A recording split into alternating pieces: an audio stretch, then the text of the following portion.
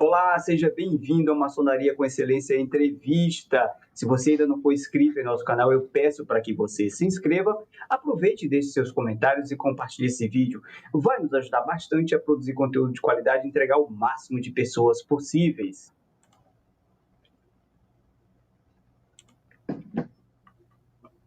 Conheça o site Maçonaria com Excelência. Junte-se à elite do conhecimento maçônico. Tenha acesso a artigos, livros e vídeos. Faça parte da maior comunidade voltada ao estudo da maçonaria.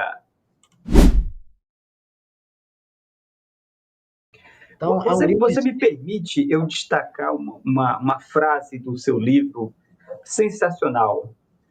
Olha só que interessante. Estudar, portanto, é descobrir o tamanho da nossa ignorância. Aí, meu querido irmão Cledson Cardoso, como motivar os irmãos a se aprofundarem nos estudos maçônicos? Aprendendo que nós somos ignorantes. Com toda certeza. Porque o que acontece? Essa frase não é minha, eu apenas transcrevo uma observação de Sócrates. Porque Sócrates ele fala isso de uma maneira muito clara. Ele diz assim, olha, eu só sei que nada sei. Essa foi a frase que cunhou o personagem histórico Sócrates. Inclusive, nós não temos evidências históricas tão fortes assim de que Sócrates tenha existido.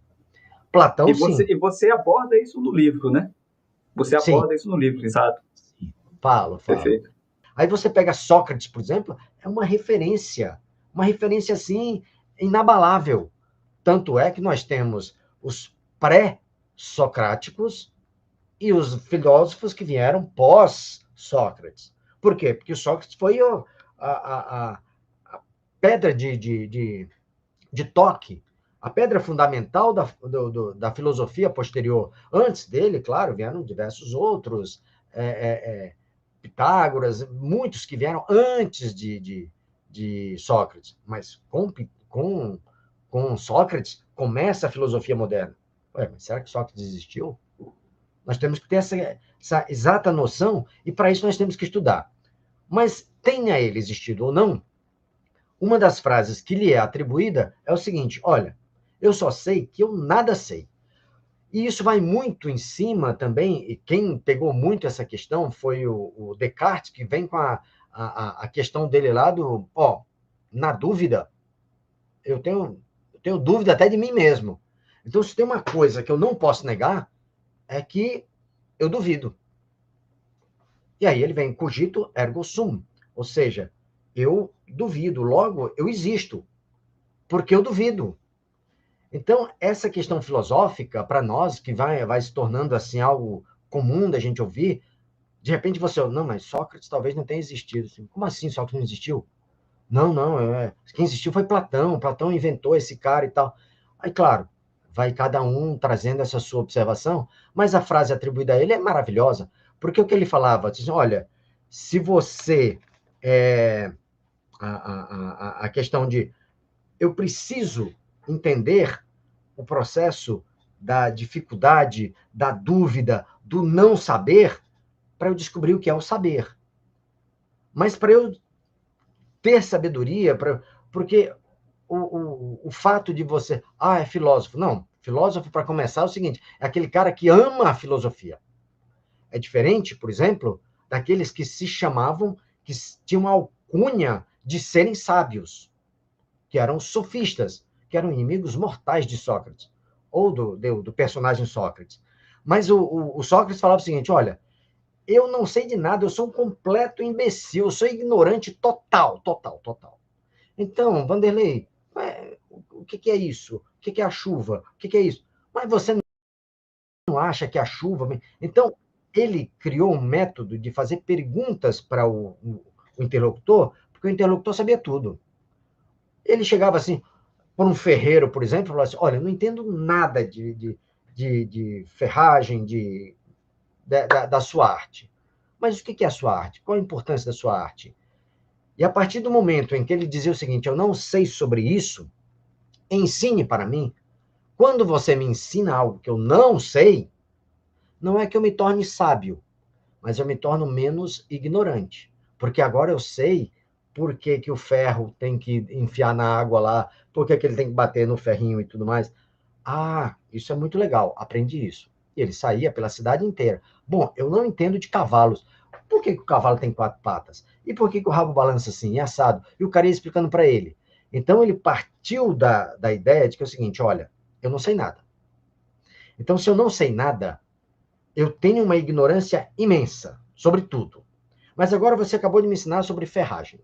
Aí vem o cara e fala sobre oxidação. Aí assim, peraí, oxidação eu não sei o que é. Aí o outro cara que é químico vai ensinar. Ele sabe que ele é ignorante a partir do momento em que ele não sabe uma coisa. E quando você não sabe algo, você descobre o tamanho da sua ignorância. Não é que isso seja ruim, isso é ótimo. É aquilo que você vai estudar. Você vai estudar aquilo que você não sabe. Porque o que você já sabe, você não precisa estudar. Você já sabe. Você solidificou aquele conhecimento. Então você vai estudar aquilo que você não sabe. No momento em que eu digo que eu nada sei, eu tenho muito para estudar. Eu não sou sábio. Mas, para eu me tornar sábio, eu tenho que conhecer o tamanho da minha ignorância. Ou seja, as coisas que eu não sei. Maravilha. Nós vivemos numa época moderna, estamos repletos de modernidade, inclusive nós estamos aqui conversando pela internet, estamos distantes. Então, a maçonaria ela é tradicionalista. Como é que nós podemos conciliar a modernidade com a tradição? E aí você fala também uma coisa muito interessante, que o seu livro é um dos últimos livros escritos por inteligência não artificial. E hoje nós temos um problema muito sério, que você aborda isso no seu livro. Eu gostaria que você comentasse também essa famigerada, o famigerado Ctrl-C, Ctrl-V, né? A falta de originalidade nas produções de trabalhos. Meu querido irmão, vamos ver como é que a gente vai conseguir conciliar isso aqui, a modernidade com a tradição, né? A inteligência artificial, a produção literária, como é que a gente pode conciliar essas questões? Por favor. Meu amor, é o seguinte, se existe algo de que nós não temos como fugir desta vida, da vida, porque da morte é outra coisa que a gente ainda não consegue fugir, mas da vida, uma coisa que nós não podemos fugir na atualidade é a ação da inteligência artificial. Não tem como nós fugirmos disso.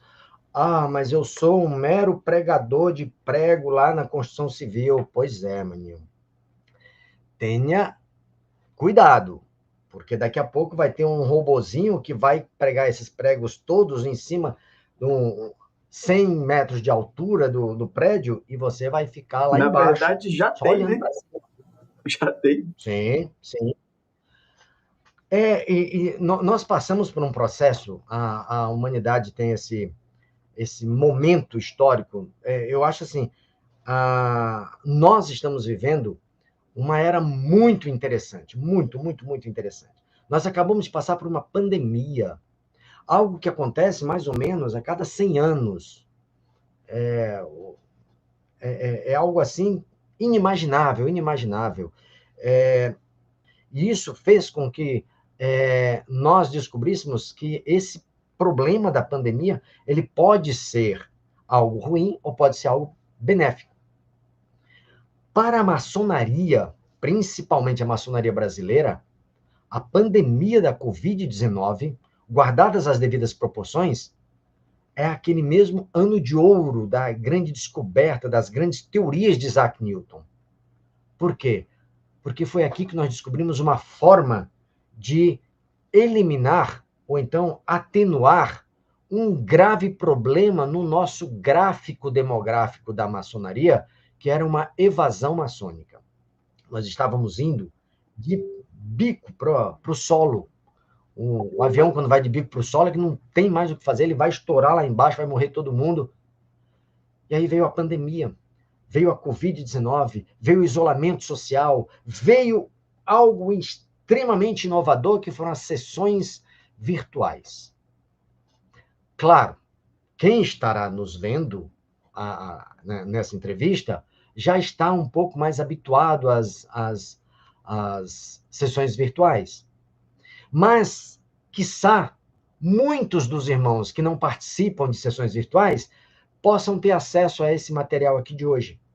E foi exatamente com esse tipo de material que a maçonaria brasileira deu um respiro. Ela estava indo já para o balão de oxigênio, e quando ela respirou, tiraram, não vamos entubar a maçonaria agora não. Vamos esperar um pouco, parece que ela consegue respirar sem aparelhos. E ela foi recuperando aos poucos, recuperando. A pujança intelectual que a maçonaria brasileira ganhou pós-Covid-19 é impressionante. Mas quando o termo inteligência artificial, ele não é novo. Ele é um termo de 1950, uma coisa assim, quando o Alan Turing cunhou a expressão inteligência artificial. Só que da época do Alan Turing até hoje não, minto, até 2022, nós tínhamos uma questão muito grande. A inteligência artificial era para iniciados e não para iniciantes. O que quer dizer isso? Durante 70 anos, nós conversávamos com as máquinas lendo 0 e 1, 0 e 1, 0 e 1. Leitura binária. Ah, mas isso é muito fácil. É nada. Eu estou fazendo análise de desenvolvimento de sistemas na faculdade, inventei de fazer esse curso. É complicadíssimo para você entender a droga do 0 e 1, para montar um algoritmo e fazer aquele negócio funcionar. É difícil, muito difícil. Mas os iniciados conseguiam conversar com a máquina através de zeros e uns. Beleza. O que aconteceu? Em setembro de 2022, surgiu para o mundo o ChatGPT. O que é isso? A máquina aprendeu a conversar conosco. Antes, nós que conversávamos com a máquina, na linguagem dela, 0 e 1. Hoje, ela conversa conosco no nosso idioma, em chinês, português, inglês, alemão, norueguês, qualquer idioma. E, por conta disso, claro, o ChatGPT é apenas uma das ferramentas. Mas, por conta disso, milhares de ferramentas surgem todo santo dia de inteligência artificial para qualquer necessidade que o ser humano apresente. Então, hoje, o cara pode estar lá no interior do Quixeramobim, ou lá no Nepal, ou lá na Mongólia, e ele vai conseguir conversar pela inteligência artificial, utilizando esses dados. É necessário que nós entendamos que a inteligência artificial ela está aí.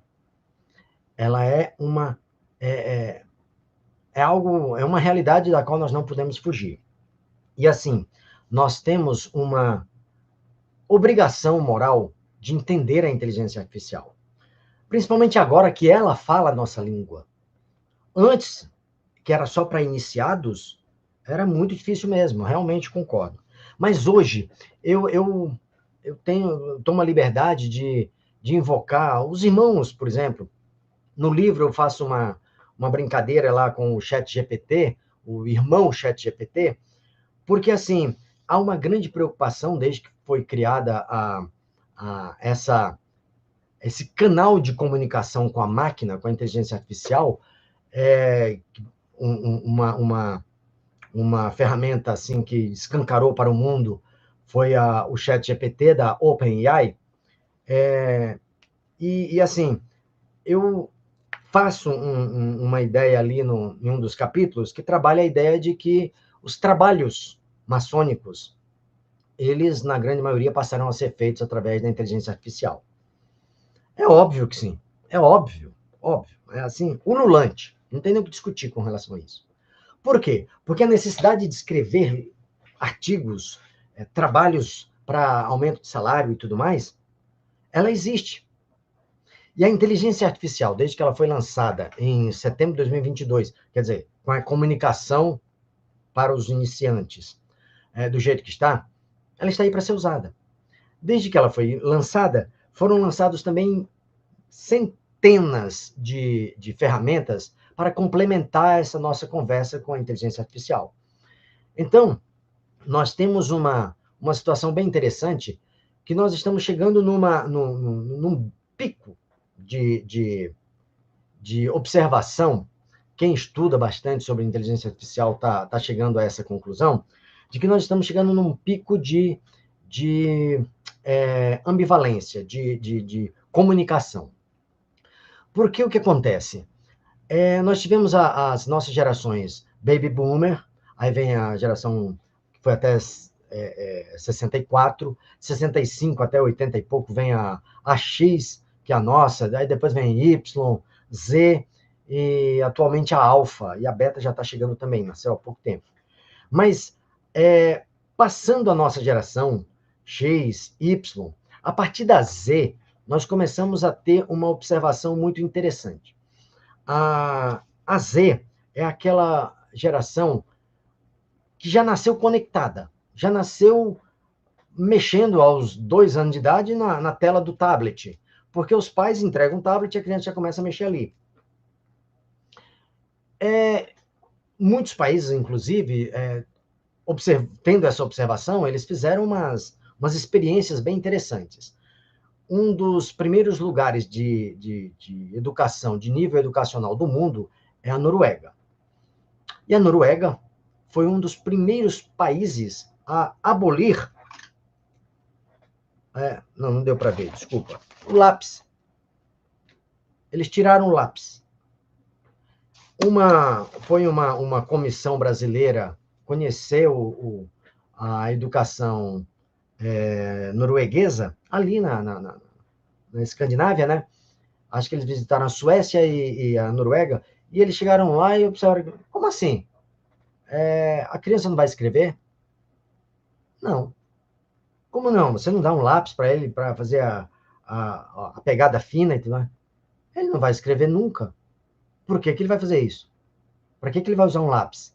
Então, nós mudamos para que eles já tenham contato ali, eles vão falar e aquilo vai ser gravado e os trabalhos vão ser feitos assim, vai falar e a máquina vai funcionar e tal. Agora, há pouco tempo atrás, ano passado, diga-se de passagem, ano passado a Noruega teve uma queda muito grande no PISA. Ano passado não, desculpa, em 2023. Em 2024, eles reformularam o sistema educacional deles e voltaram a instituir o lápis, o papel, e retiraram os tablets e os celulares de sala de aula.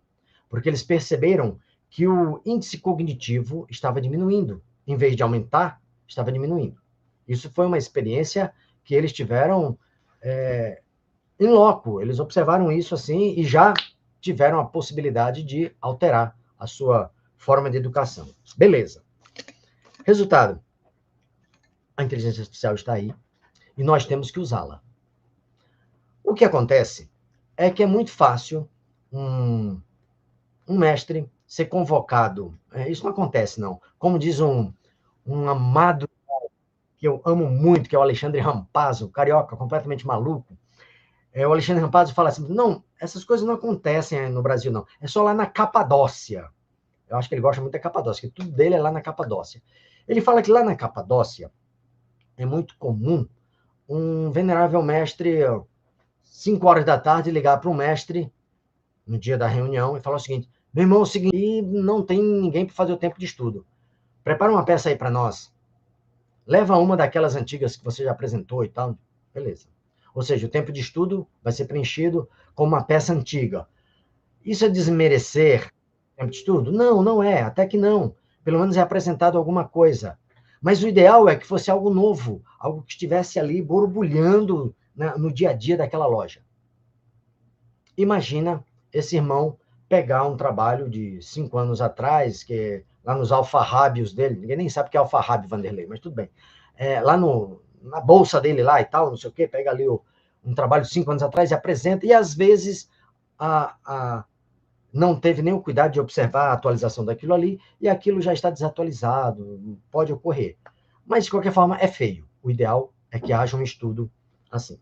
Bom, hoje em dia, não tem mais problema. Lá na Capadócia, agora, se o venerável ligar às 7:50, eu entro no chat GPT e assim, produza um trabalho para falar da pedra de 81 nós, considerando o tamanho da pirâmide egípcia. Plum. Não tenha dúvida, vai sair um trabalho. E ele vai ler aquele trabalho lá na loja e todo mundo vai, oh, que legal, que coisa linda, maravilhoso e tudo mais. E como nós batemos palma, ele vai ficar com vergonha de dizer que foi feito pelo ChatGPT. E assim vão acontecer muitos trabalhos. Acontece que o ChatGPT não é infalível. E aí chega naquela situação, bom, beleza. E o que tem a ver a geração X a ver com isso? O que acontece é que os nossos filhos, os nossos netos, eles estão lendo cada vez menos. Se nós já temos isso com as pessoas que são da nossa idade, imagina esses que estão vindo nessa era digital. Na verdade, é uma coisa muito estranha. Eles leem pra caramba, leem muito, muito. Leem WhatsApp, leem notícias rápidas, leem TikTok, leem um monte de coisa. Mas não gravam. Não gravam, porque é muito mais fácil você ver e passar do que você se concentrar e estudar um texto. Então, nós estamos com a seguinte situação. O mestre que recebeu a incumbência, faltando 10 minutos para começar a loja, vai colocar lá, vai apresentar o trabalho e acabou a história, mas foi o ChatGPT que fez. Mas como ele pode trazer muitos erros, nós vamos cair numa situação bem interessante. É preciso que você aprenda a pedir as coisas para a inteligência artificial. E aí é onde entra o perigo, o declínio dessa interseção cultural com a inteligência artificial da nossa geração, da geração até a X também, e a nossa geração X, a Z e a geração Alfa, porque lê-se muito menos. Como se lê muito menos, a carga vocabular é muito menor. Tem um autor que eu gostaria muito de citar, que é muito bom ser lido. Ele tem 15 livros, cada qual mais maravilhoso. Walter Longo. Talvez todo mundo já tenha ouvido falar de Walter Longo como publicitário, não sei o quê. Ah, era o cara que fazia O Aprendiz. É ele mesmo, é ele mesmo. Ele se reinventou, estuda profundamente inteligência artificial e é um excepcional divulgador da inteligência artificial. E ele tem uma das falas dele, que eu acho fenomenal, é a seguinte, ele fala o seguinte, olha, se o jovem de hoje, ele não sabe a diferença entre teto e abóbada, ele não vai conseguir montar um prompt que devolva a imagem que ele quer daquela abóbada da igreja tal e tal, não sei das quantas. Porque ele não conhece a palavra abóbada, como é que ele vai pedir? Faça um teto redondo. A inteligência artificial vai te devolver exatamente isso. Um teto redondo, uma cúpula, sei lá, então uma bola em cima do prédio, ele vai devolver isso. Por quê? Porque os nossos comandos, eles têm que estar claros. Então, se nós tivermos o cuidado, porque assim, uma coisa muito interessante é o seguinte, o que nós lemos é menos importante, até para nós adquirirmos carga vernacular. O que nós lemos é menos importante de como nós lemos. O que quer dizer isso? Eu posso pegar uma Bíblia e ler uma Bíblia. Simplesmente lê-la sem nenhum aprendizado daquilo. Eu posso pegar um livro maçônico e lê-lo. Só lê-lo. Eu só sei juntar A com B e tal, eu sou alfabetizado. Isso só me diz isso. Eu consigo ler porque eu sou alfabetizado. É diferente de eu ser educado. E a maçonaria quer que nós sejamos educados, que nós saibamos analisar o que estamos lendo. A mesma coisa com a inteligência artificial. Porque quando você lê um texto, você lê uma Bíblia, lê um livro, lê um post, alguma coisa assim, você tem que ler as entrelinhas. Não adianta eu ler um livro. É por isso que nós falamos muito. Puxa vida, eu li A Pedra Filosofal do Harry Potter e assisti o filme. O filme foi muito bom, mas o livro foi muito melhor. Por quê? Por causa da carga imaginativa que o leitor teve ao ler as entrelinhas. Não é só ler que o o Harry Potter morava embaixo de uma escada. É você imaginar a escada. É você imaginar uma caverna. É você imaginar uma pessoa quebrando uma pedra, fazendo os cantos da pedra. É necessário você imaginar uma corda de 81 nós. Não adianta só eu vê-la na loja. Quando eu estou lendo sobre ela, é necessário eu entender o que aquele autor está falando. Porque nas nossas divagações, na nossa imaginação, é que nós vamos colher os frutos da simples leitura. Então, se eu ler um livro, um Karl Marx da vida, ler por ler, eu não vou captar as ideias dele. Se eu ler um livro de Platão, ler por ler, não vou captar as ideias dele. Se eu ler por ler um trabalho que o ChatGPT me faz, eu também não vou captar. E é necessário que eu capte exatamente o que o ChatGPT me devolveu, o que a inteligência artificial me devolveu, porque ela erra. E eu tenho que ter cultura para corrigir o que estiver equivocado ali, para não chegar no tempo de estudo e estar ensinando errado para os nossos aprendizes, companheiros e mestres. Então, eu peço muito aos nossos irmãos, principalmente que não caiam no grande problema da infoxicação, de forma que nós não filtremos aquilo que lemos. É necessário filtrar para nós podermos aprender um pouco mais. Porque, afinal de contas, a maçonaria, em qualquer rito, fala exatamente isso. Você vem para cá para sair melhor. Porque nós te escolhemos entre os melhores da sociedade para te devolver para a sociedade um melhor pai, um melhor marido, um melhor filho, um melhor amigo, um homem melhor.